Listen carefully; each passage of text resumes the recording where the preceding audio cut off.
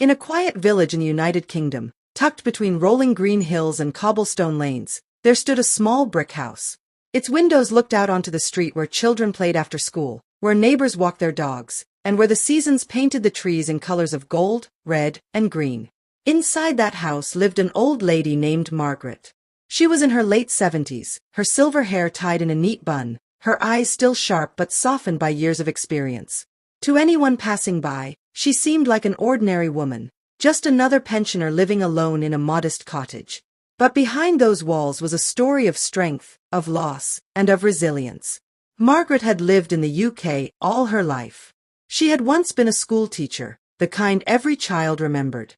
She was patient, kind, and always ready with a story to inspire her students.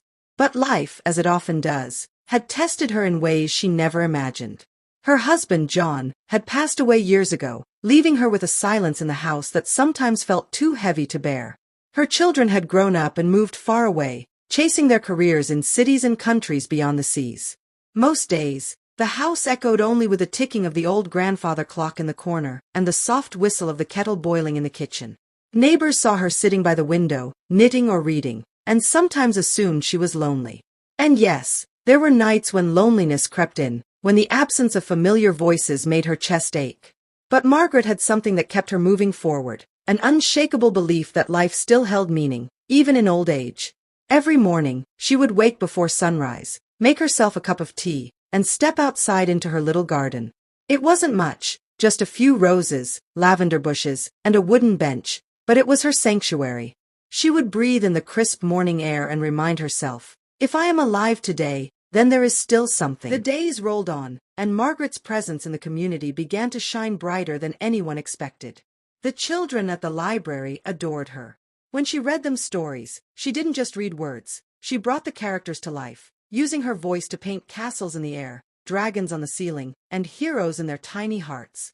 One little boy named Daniel, only 7 years old, once asked her, "Miss Margaret, why do you read to us every week? Don't you get tired?" She laughed softly, brushing his hair back.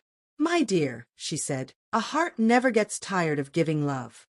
And stories are my way of giving you a little bit of magic." Her kindness didn't stop at the library. On cold winter evenings, when snow piled up on the cobblestones, she would wrap herself in her thick wool coat, tuck a basket of food under her arm, and walk to the houses of elderly neighbors who had no family nearby. She would knock gently, step inside with her warm smile, and share not just food, but conversation. Loneliness, she knew, was heavier than hunger. One neighbor, Mr. Harris, an old war veteran, hadn't smiled in years. But one evening, after Margaret brought him her homemade soup and listened to his stories of battles long gone, he chuckled for the first time in decades. The sound was rough, rusty, but real. Margaret carried that moment in her heart like a treasure.